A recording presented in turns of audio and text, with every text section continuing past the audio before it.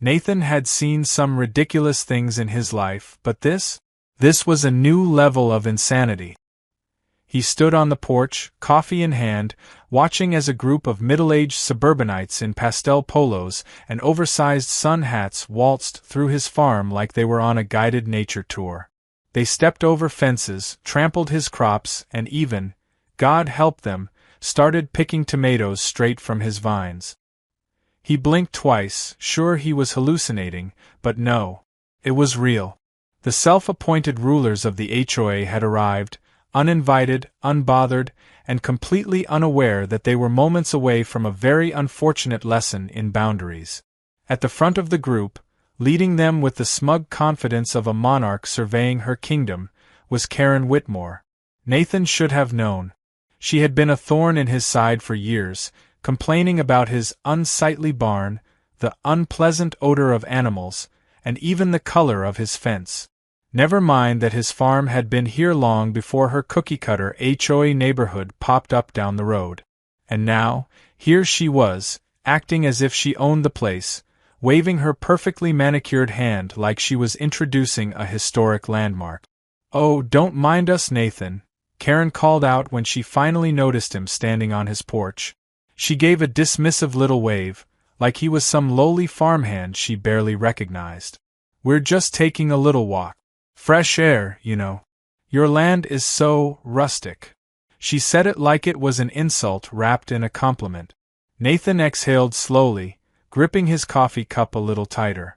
"Karen," he said, his voice dangerously calm, "this is private property." "Oh, come now," she said, placing a dramatic hand on her chest. "We're all neighbors. And besides, our HOA has voted that we should have community access to all visually shared land." Nathan stared at her, waiting for her to admit she was joking. She didn't. Neither did the 5 other HOA members currently stomping through his rows of lettuce like lost tourists. "You voted," Nathan repeated slowly, as if tasting the sheer stupidity of her words. "Yes," she said, beaming. "We've decided that your farm is part of our community's scenic value, so we thought, why not enjoy it? It's really for the good of everyone." One of the women in the group, a woman wearing heels on a farm in a field of damp soil, snapped a selfie, adjusting her sunglasses as she leaned against his fence. Another man picked up a handful of strawberries from a crate by the barn and popped one in his mouth. Nathan set his coffee down on the railing before he dropped it. "Did you just—" "Oh, these are divine," the man interrupted, nodding in approval. "Much better than store-bought." Nathan felt his eye twitch. He took a deep breath, suppressing the urge to throw the whole group into his pig pen. "You've got 10 seconds to get off my land," he said, his voice steady, "before I let my dogs out." Karen's smug smile didn't falter. If anything, she looked amused. "Nathan, be reasonable. This is just a friendly visit. You can't be so territorial about a few acres of land." Nathan glanced at the acres of land she was referring to, now dotted with people plucking fruits, stomping across vegetable rows, and taking aesthetic pictures like they were at a farmer's market they hadn't paid for.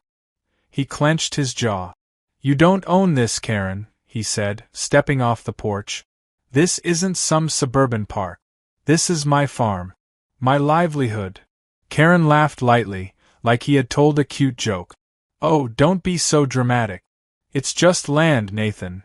Nathan let out a slow, bitter chuckle. "You're right. It's just land. But it's my land. And if you think a bunch of HOA rulemakers can decide what happens on my property, then you're about to have a very interesting morning." Karen's smile finally flickered. "Are you threatening me?" Nathan took another step closer, lowering his voice just enough. "I'm warning you." But Karen wasn't used to hearing the word no. With a dismissive huff, she turned her attention back to her group, completely unfazed. "Let's not waste time arguing," she called out. "Everyone, feel free to walk around and enjoy. Nathan won't mind. He's just being dramatic." The group cheered. One of them unpacked a picnic basket. Another set up a folding chair. Nathan watched in growing horror as a woman laid down a checkered blanket and started unpacking cheese and crackers. It was official. They were having brunch. Nathan's fingers curled into fists. This wasn't just ignorance. This was pure, unfiltered entitlement. They weren't even pretending to ask permission anymore. In their minds, his property was their property. Fine. They wanted a farm experience? They were about to get one. Nathan turned on his heel and strode towards the barn. He could already hear Karen gossiping to one of the women about how he was such a grump and so unneighborly. He ignored it. He had better things to do. Inside the barn, two large shadows shifted. Bear and Duke. Nathan whistled. Instantly, both dogs perked up, ears alert, eyes sharp. Bear, a 150-pound mountain of muscle and fur, let out a deep, rumbling growl. Duke, slightly leaner but just as fierce, bared his teeth. Nathan opened the gate. "Go say hello," he murmured. Bear and Duke bolted. A scream pierced the air before Nathan even made it back outside. Pure chaos erupted. Karen was running like her expensive loafers were on fire, arms flailing, shrieking at the top of her lungs. One man tripped face-first into the dirt. Another screamed about his designer jeans being ruined. The picnic basket went flying, sending cheese and crackers soaring through the air. Nathan leaned against the porch railing, watching the spectacle unfold with the calm satisfaction of a man who had finally won. "Have fun," he called over the screaming. Bear and Duke, trained to chase but not attack, did their job beautifully. They barreled through the group like furry wrecking balls, forcing them to scatter in all directions. One woman tried to climb a fence and got stuck halfway, shrieking for help. Karen, breathless and covered in dirt, whipped around and pointed a shaking finger at Nathan. "Why, you'll regret this," she screeched. Nathan sipped his coffee. "Doubt it." And with that, the HOA's first mistake turned into an unforgettable lesson in why you don't mess with a farmer and his dogs. Nathan had expected that to be the end of it. He figured after being chased off his land by two massive farm dogs, Karen and her HOA crew would tuck their tails between their legs and never return. Common sense would have dictated that. But Karen, as he was beginning to realize, had the survival instincts of a mosquito, annoying, persistent, and completely incapable of understanding when she was unwelcome. So when he stepped outside 2 mornings later, and found them back on his land, setting up what could only be described as a fully catered brunch, he didn't even feel anger at first. Just a deep, bone-weary sense of disbelief. There they were, unfolding chairs, unpacking champagne bottles, and cutting up freshly baked scones, as if they were in some sort of rustic countryside retreat. Someone had even brought a white lace tablecloth, and it was spread out across a table that most certainly did not belong to them. Nathan took a slow breath through his nose, counted to 3, and exhaled. Maybe, just maybe, he was hallucinating. Maybe he had worked too hard the night before and his brain was punishing him with stress-induced visions. Because surely, not even Karen was this bold. And then she saw him. Karen, dressed in a wide-brimmed sun hat and an expensive-looking floral dress that had no business being worn anywhere near a farm, lifted her mimosa and smiled. "Oh, Nathan! There you are. Come join us. The croissants are divine." Nathan closed his eyes for a brief second, wondering what past sins he was being punished for. "Karen," he said, voice deceptively calm. "What the hell are you doing?" "Oh, relax," she said with a flippant wave of her hand. "We didn't want our last visit to end on such a sour note, so we decided to try again. You can't be so selfish with all this beautiful land, Nathan. It's a shame not to share it." Nathan looked past her, taking in the absurdity of the situation. One woman was spreading brie on a cracker, completely unbothered by the fact that she was seated on stolen property. A man in khaki shorts was pouring himself a second glass of champagne, chatting animatedly with another HOA member like they weren't trespassing in broad daylight. "Let me get this straight," Nathan said slowly, eyes locked onto Karen. "You got chased off my farm, barely escaped being eaten by my dogs, and your next thought was, let's do that again, but fancier? Karen laughed like he had said something endearing. Oh, don't be so dramatic. It was just a misunderstanding. Now, if you're done being difficult, why don't you sit down and join us? We even brought an extra glass for you. Nathan's hands curled into fists. This wasn't ignorance. This was entitlement in its purest, most distilled form.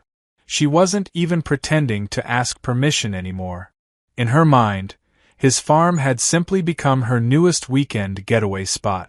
I don't think you understand, Nathan said, stepping closer, voice sharp as a blade. This is my farm. My land. And you are trespassing. Again. Karen sighed, exasperated.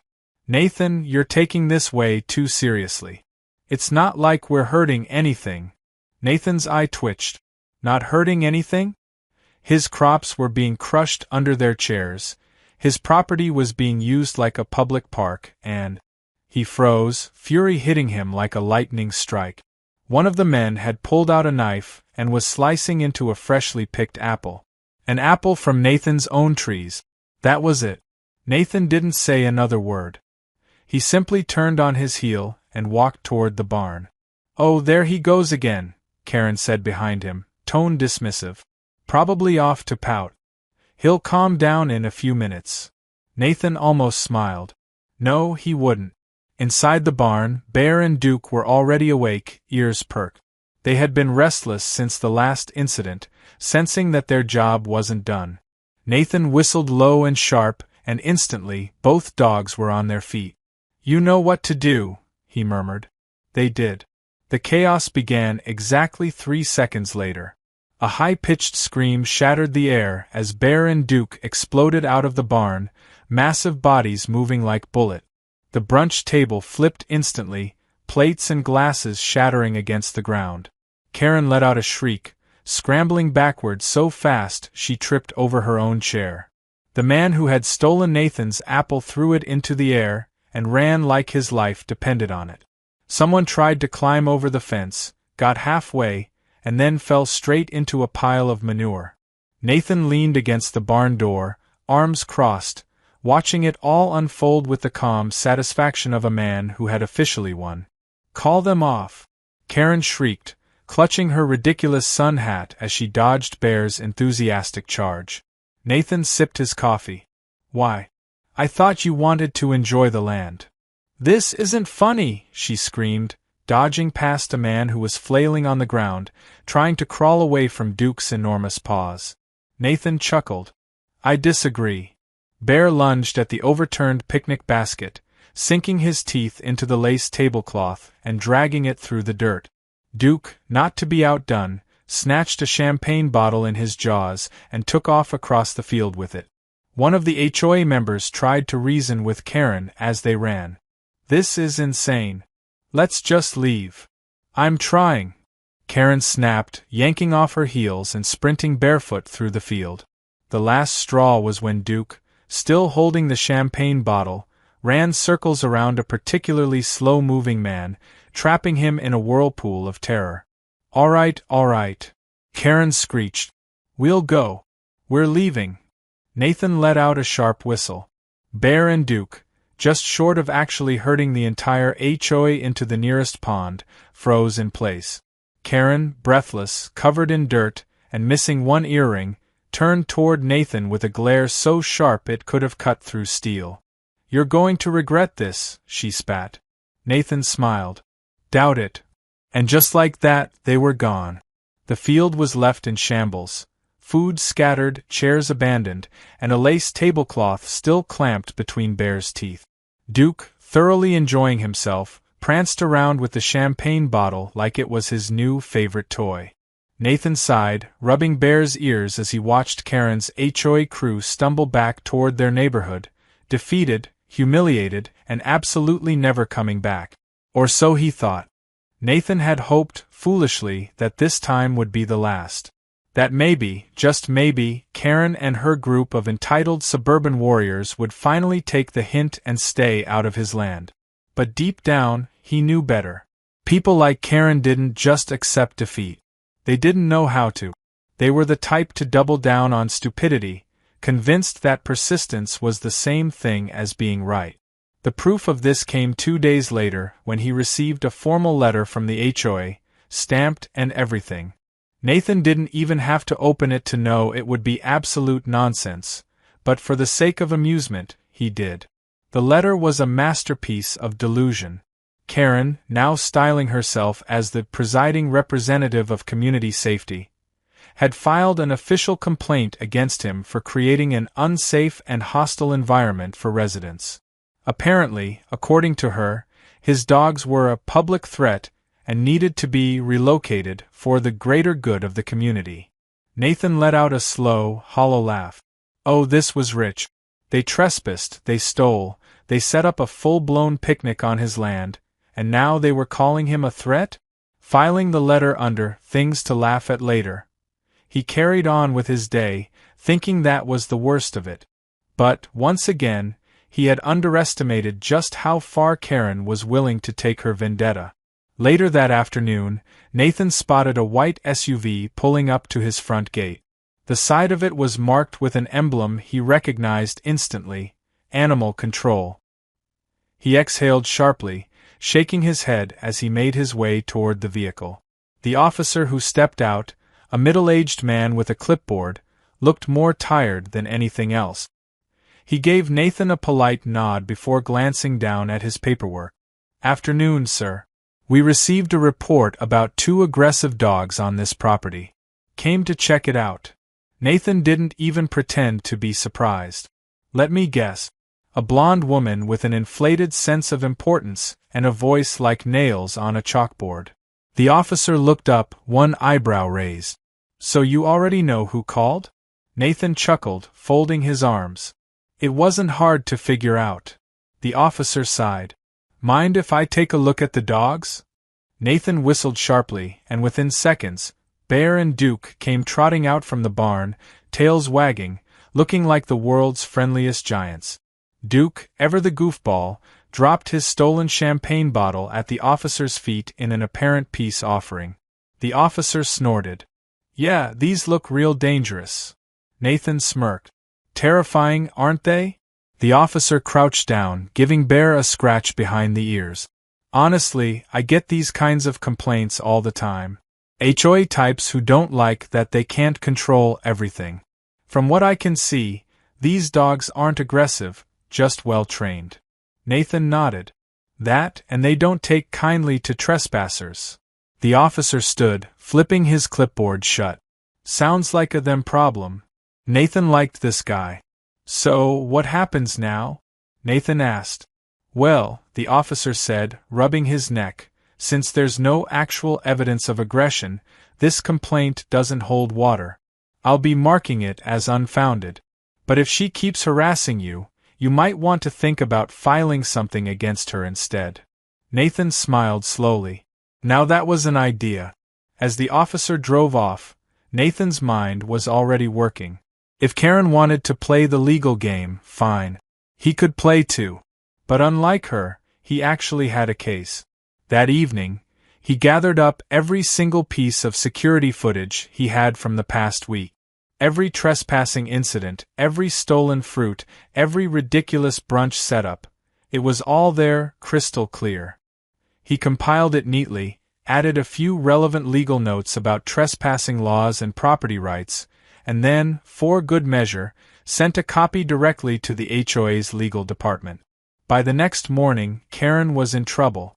It turned out, the HOA board wasn't exactly thrilled to discover that their president had been leading unauthorized excursions onto private property. Even worse, Karen's actions had put them at risk for a lawsuit that, according to the HOA's own lawyer, Nathan would absolutely win. Nathan didn't even have to file anything. The moment the board saw the footage, they turned on Karen faster than she could adjust her designer sunglasses. That afternoon, a very frazzled-looking Karen showed up at his farm gate, arms crossed, jaw tight. She looked like a woman forced to do something she absolutely did not want to do. Nathan took his time walking over, leaning lazily against the fence when he reached her. "Karen," he greeted, voice dripping with amusement. "To what do I owe the pleasure?" She exhaled sharply through her nose. The HOA board has requested that I formally apologize for any misunderstandings. Nathan raised an eyebrow. Misunderstandings? Her eye twitched. Fine. I apologize for overstepping. Nathan tilted his head. And. She clenched her jaw. And for the complaints. And the false report.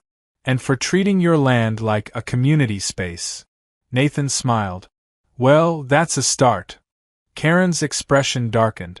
The board also informed me that if I'm reported for harassment again, I'll be removed from my position. Nathan let out a low whistle. Oof. Tough break. She glared. Don't push it. He grinned. Oh, I wouldn't dream of it. Karen huffed, clearly furious that she had been forced to back down. Without another word, she spun on her heel and stormed off, muttering under her breath. Nathan watched her go, a deep sense of satisfaction settling in his chest. The battle was over. The war was won. And best of all, Karen would never step foot on his land again.